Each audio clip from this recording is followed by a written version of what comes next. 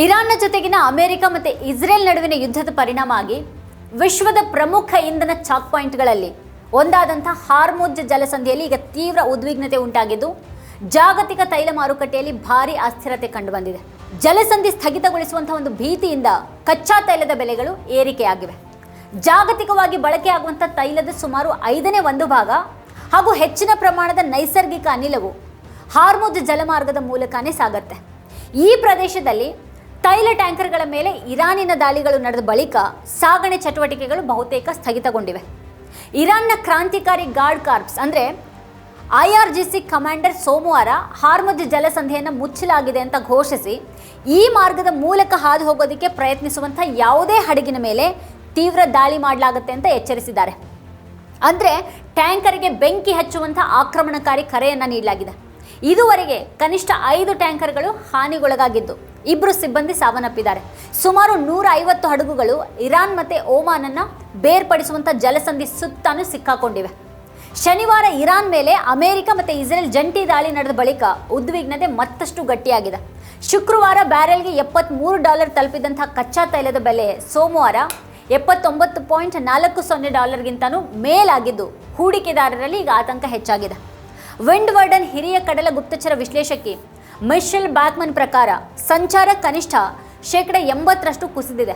ಮಧ್ಯಪ್ರಾಚ್ಯ ಮತ್ತು ಕೊಲ್ಲಿಯಿಂದ ಹೊರಹೋಗುವಂಥ ಮಾರ್ಗಗಳಲ್ಲಿ ಸರಕು ಸಾಗಣೆ ವೆಚ್ಚದಲ್ಲಿ ದೊಡ್ಡ ಏರಿಕೆ ಕಂಡುಬಂದಿದೆ ಅಂತ ಅವರು ತಿಳಿಸಿದ್ದಾರೆ. ಇನ್ನು ಕಂಟ್ರೋಲ್ ರಿಸ್ಕ್ನ ಕಡಲ ಗುಪ್ತಚರ ಮತ್ತು ಭದ್ರತಾ ಸೇವೆಗಳ ನಿರ್ದೇಶಕ ಕಾರ್ಮ್ಯಾಕ್ ಮೆಗ್ಗ್ಯಾರಿ ಅವರು ಶನಿವಾರ ಅಂತಾರಾಷ್ಟ್ರೀಯ ಸಾಗಾಟಕ್ಕೆ ಅಡಚಣೆ ಮರುಕಳಿಸುವ ಮೂಲಕ ಇರಾನ್ ಜಲಸಂಧಿಯನ್ನು ಮುಚ್ಚಿರುವಂಥ ಸಂದೇಶವನ್ನು ನೌಕಾಪಡೆಯವರು ಸ್ವೀಕರಿಸಿದಾಗ ಹೇಳಿದ್ದಾರೆ. ಆ ಸಂದೇಶವನ್ನು ಈ ಪ್ರದೇಶದ ಪ್ರತಿಯೊಂದು ಹಡಗು ಕೇಳ್ತಾ ಇತ್ತು. ಹೆಚ್ಚಿನ ಹಡಗುಗಳು ತಮ್ಮ ಸಂಚಾರವನ್ನು ವಿರಾಮಗೊಳಿಸೋದಕ್ಕೆ ಅದು ಸಾಕಾಯಿತು ಅಂತ ಹೇಳಿದರು. ಹಡಗು ಟ್ರ್ಯಾಕಿಂಗ್ ಸೇವೆ ಕೆಪ್ಲರ್ ಮಾಹಿತಿಯ ಪ್ರಕಾರ ರವಿವಾರ ಜಲಸಂಧಿಯಲ್ಲಿ ಸೀಮಿತ ಸಂಚಾರ ಮುಂದುವರೆದಿದ್ದು ಮುಖ್ಯವಾಗಿ ಇರಾನ್ ಹಾಗೆ ಅದರ ಪ್ರಮುಖ ವ್ಯಾಪಾರ ಪಾಲುದಾರ ಚೀನಾದ ಧ್ವಜವನ್ನು ಹೊತ್ತಿರುವಂಥ ಹಡಗುಗಳೇ ಅಲ್ಲಿ ಹೆಚ್ಚಾಗಿ ಸಂಚರಿಸ್ತಾ ಇದ್ವು. ಹಡಗಿನ ಇರುವಿಕೆ ಪತ್ತೆಯಾಗೋದನ್ನು ತಪ್ಪಿಸೋದಕ್ಕೆ ಕೆಲವು ಹಡಗುಗಳು ತಮ್ಮ ಸ್ವಯಂ ಚಾಲಿತ ಗುರುತಿನ ವ್ಯವಸ್ಥೆ ಅಂದರೆ AIS ಅನ್ನು ಸ್ಥಗಿತಗೊಳಿಸಿದಂತಹ ಸಾಧ್ಯತೆ ಇದೆ ಅಂತ ಬಾಕ್ಮನ್ ತಿಳಿಸಿದ್ದಾರೆ. ಇರಾನ್ ಸಂಪೂರ್ಣವಾಗಿ ಈ ಜಲಸಂಧಿಯನ್ನು ಸ್ಥಗಿತಗೊಳಿಸಿದ್ರೆ ಅದು ತನ್ನ ಕುತ್ತಿಗೆಯ ಸುತ್ತ ಕುಣಿಕೆಯನ್ನು ಬಿಗಿಗೊಳಿಸಿದಂತಾಗತ್ತೆ ಅಂತ ಮೆಗ್ಗ್ಯಾರಿ ಅವರು ಅಭಿಪ್ರಾಯಪಟ್ಟಿದ್ದಾರೆ. ಹಡಗು ಸಾಗಣೆಯ ಮೇಲೆ ದಾಳಿ ಮುಂದುವರಿಸಿದ್ರೆ ಗಲ್ಫ್ ರಾಷ್ಟ್ರಗಳು ಯುದ್ಧಕ್ಕೆ ಸೇರುವಂಥ ಸಾಧ್ಯತೆ ಇದೆ. ಅದು ಇರಾನಿಗೆ ದೊಡ್ಡ ಹೆಜ್ಜೆ ಆಗಬಹುದು ಅಂತ ಹೇಳಿದರು. ಪರಿಸ್ಥಿತಿ ಹೀಗಿದ್ರೂ ಜಲಸಂಧಿಯನ್ನು ದೀರ್ಘಕಾಲ ಸಂಪೂರ್ಣ ಮುಚ್ಚಿಡುವಂಥ ಸಾಧ್ಯತೆ ಅಸಾಧ್ಯ ಅಂತ ಅವರು ಹೇಳಿದ್ದಾರೆ. ಆದರೆ ಪ್ರಾದೇಶಿಕ ಪೂರೈಕೆ ಸರಪಳಿಗಳ ಮೇಲೆ ಪರಿಣಾಮ ಗಂಭೀರ ಆಗಬಹುದು ಅನ್ನೋಂಥ ಒಂದು ಆತಂಕ ವ್ಯಕ್ತ ಆಗಿದೆ. ಕೆಪ್ಲರ್ ಪ್ರಕಾರ ಪ್ರಮುಖ ತೈಲ ಕಂಪನಿಗಳು, ವಾಣಿಜ್ಯ ನಿರ್ವಾಹಕರು ಹಾಗೆ ವಿಮಾ ಕಂಪನಿಗಳು ಈ ಕಾರಿಡಾರ್ನಿಂದ ಪರಿಣಾಮಕಾರಿಯಾಗಿ ಹಿಂದೆ ಸರಿದಿವೆ. ಯುದ್ಧಕ್ಕೂ ಮುನ್ನಾನೇ ವಿಮಾ ಕಂತುಗಳು 6 ವರ್ಷಗಳ ಗರಿಷ್ಠ ಮಟ್ಟಕ್ಕೆ ತಲುಪಿದ್ವು. ಗಲ್ಫ್ ಮತ್ತು ಕತಾರ್ನ ಇಂಧನ ಮೂಲಸೌಕರ್ಯಗಳ ಮೇಲಿನ ಒತ್ತಡದಿಂದಾಗಿ LNG ಉತ್ಪಾದನೆ ಪೂರ್ವಭಾವಿಯಾಗಿ ಸ್ಥಗಿತಗೊಂಡಿದೆ ಅಂತ Center for a New American ಸೆಕ್ಯೂರಿಟಿಯ ಹಿರಿಯ ಸಹಾಯಕ ರಾಚೆಲ್ ಜಿಂಬಾ ಅವರು ತಿಳಿಸಿದ್ದಾರೆ. ಟ್ಯಾಂಕರ್ಗಳು ಕೊಲ್ಲಿಗೆ ಬರೋದಕ್ಕೆ ಹಿಂಜರಿತಾ ಇರೋದು ಅಪಾಯದ ಸ್ಪಷ್ಟ ಸೂಚನೆ ಅಂತ ಹೇಳಿದ್ದಾರೆ. ಅಮೆರಿಕ ಇಸ್ರೇಲಿ ದಾಳಿಗಳ ನಿರೀಕ್ಷೆಯಲ್ಲಿ ಫೆಬ್ರವರಿಯಲ್ಲಿ ಇರಾನ್ ತನ್ನ ತೈಲ ರಫ್ತನ್ನು ಹಲವು ವರ್ಷಗಳ ಗರಿಷ್ಠ ಮಟ್ಟಕ್ಕೆ ಹೆಚ್ಚು ಮಾಡಿತು ಅಂತ ಕೆಪ್ಲರ್ ತಿಳಿಸಿದೆ. ಗಲ್ಫ್ ರಾಷ್ಟ್ರಗಳು ಮುಂಚಿತವಾಗಿಯೇ ಸರಬರಾಜುಗಳನ್ನು ಲೋಡ್ ಮಾಡಿದ್ವು.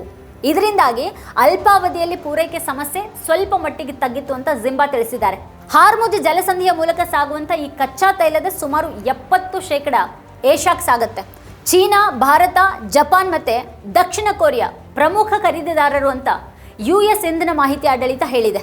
ಕಚ್ಚಾ ತೈಲದ ಹೊರತಾಗಿಯೂ ಜೆಟ್ ಇಂಧನ ಹಾಗೆ ಧ್ರುವೀಕೃತ ನೈಸರ್ಗಿಕ ಅನಿಲ ಅಂದರೆ LNG ಪೂರೈಕೆಯೂ ಕೂಡ ಒತ್ತಡವನ್ನು ಎದುರಿಸ್ತಾ ಇದೆ. ಯುರೋಪ್ನ ಜೆಟ್ ಇಂಧನ ಪೂರೈಕೆ ಸುಮಾರು 30% ಈ ಜಲಸಂಧಿಯಿಂದ ಪ್ರಾರಂಭವಾಗುತ್ತೆ ಅಥವಾ ಇದ್ರ ಮೂಲಕನೇ ಸಾಗುತ್ತೆ. ಜಾಗತಿಕ LNG ಪೂರೈಕೆಯ 1/5 ಭಾಗ ಕೂಡ ಇದೇ ಮಾರ್ಗದ ಮೇಲೇನೆ ಅವಲಂಬಿತ ಆಗಿದೆ. ಅಮೆರಿಕ ಈಗ ಮಧ್ಯಪ್ರಾಚ್ಯ ತೈಲದ ಮೇಲೆ ಹಿಂದಿನಷ್ಟು ಅವಲಂಬಿತ ಆಗದೇ ಇದ್ರೂ ಪರಿಣಾಮದಿಂದ ಸಂಪೂರ್ಣ ಮುಕ್ತ ಆಗಿಲ್ಲ. ಪಂಪ್ಗಳಲ್ಲಿ ಬೆಲೆಗಳ ಪರಿಣಾಮ ಕಾಣೋದಕ್ಕೆ ಕೆಲವು ವಾರಗಳು ಬೇಕಾಗಬಹುದು ಅಂತ ತಜ್ಞರು ಹೇಳಿದ್ದಾರೆ. ಸರಬರಾಜು ಸರಪಳಿ ತಜ್ಞ ಡೇವಿಡ್ ವಾರಿಕ್ ಪ್ರಕಾರ ಪರಿಸ್ಥಿತಿ ಅತ್ಯಂತ ಅಸ್ಥಿರವಾಗಿದೆ. ಕಂಪನಿಗಳು ತಮ್ಮ ಹಡಗುಗಳನ್ನು ದಕ್ಷಿಣ ಆಫ್ರಿಕಾದ ಕೇಪ್ ಆಫ್ ಗುಡ್ ಹೋಪ್ ಮೂಲಕ ತಿರುಗಿಸ್ತಾ ಇದ್ದು ಇದರಿಂದ ವಿತರಣಾ ಸಮಯ ಹೆಚ್ಚಳ ಮತ್ತು ಹೆಚ್ಚುವರಿ ವೆಚ್ಚಗಳು ಎದುರಾಗ್ತಾ ಇವೆ. ಯುದ್ಧ ಅಪಾಯ ವಿಮೆ ಮತ್ತು ತುರ್ತು ವಿಮೆ ಸೇರಿ ಸಾವಿರಾರು $1 ಹೆಚ್ಚುವರಿ ವೆಚ್ಚ ಆಗ್ತಾ ಇದೆ. ಕಚ್ಚಾ ವಸ್ತು ಸಂಗ್ರಹ ಹಾಗೂ ರಜಾಕಾಲದ ಯೋಜನೆಗಳಿಗೆ ಇದು ಪ್ರಮುಖ ಸಮಯ. ಇಂಥ ಅಡಚಣೆ ಪೂರೈಕೆ ಸರಪಳಿಗಳಿಗೆ ದೊಡ್ಡ ಹೊರೆ ಆಗುತ್ತೆ ಅಂತ ಅವರು ಹೇಳಿದ್ದಾರೆ. ಇಂಧನದ ನಿವ್ವಳ ಉತ್ಪಾದಕರಾಗಿರುವಂಥ ಅಮೆರಿಕದ ತೈಲ ಉತ್ಪಾದಕರಿಗೆ ಬೆಲೆ ಏರಿಕೆ ಲಾಭದಾಯಕ ಆಗಬಹುದು ಅಂತ ಜಿಂಬಾ ಅಭಿಪ್ರಾಯಪಟ್ಟಿದ್ದಾರೆ. ಗ್ರಾಹಕರು ನಷ್ಟವನ್ನು ಅನುಭವಿಸಬಹುದು, ಆದರೆ ಉತ್ಪಾದಕರು ಲಾಭ ಪಡಿತಾರೆ. ಆದರೆ ಪರಿಸ್ಥಿತಿ ಎಷ್ಟು ಕಾಲ ಮುಂದುವರಿಯುತ್ತೆ ಅನ್ನೋದು ಇಲ್ಲಿ ಪ್ರಮುಖ ಪ್ರಶ್ನೆ ಅಂತ ಅವರು ತಿಳಿಸಿದ್ದಾರೆ. ವೀಕ್ಷಕರೇ, ಈ ಕುರಿತು ನಿಮ್ಗೇನು ಅನಿಸುತ್ತೆ, ಏನು ಅಭಿಪ್ರಾಯ ಇದೆ ಅದನ್ನು ವಿಡಿಯೋ ಕೆಳಗಡೆ ಕಮೆಂಟ್ ಮಾಡಿ ನಮಗೆ ತಿಳಿಸಿ. ಇದೇ ಹೊತ್ತಿನ ಸ್ಪೆಷಲ್ ನೋಡ್ತಾ ಇರಿ ವಾರ್ತಾಭಾರತಿ. ನೀವಿನ್ನು ವಾರ್ತಾಭಾರತಿ ಯೂಟ್ಯೂಬ್ ಚಾನಲನ್ನು ಸಬ್ಸ್ಕ್ರೈಬ್ ಮಾಡಿಲ್ಲ ಅನ್ನೋದಾದರೆ ಈ ಕೂಡಲೇ ಸಬ್ಸ್ಕ್ರೈಬ್ ಮಾಡಿ, ಹಾಗೆ ಪಕ್ಕದಲ್ಲೇ ಇರುವಂಥ ಬೆಲ್ ಐಕಾನ್ನ ಪ್ರೆಸ್ ಮಾಡಿ ನಮ್ಮನ್ನು ಪ್ರೋತ್ಸಾಹಿಸಿ.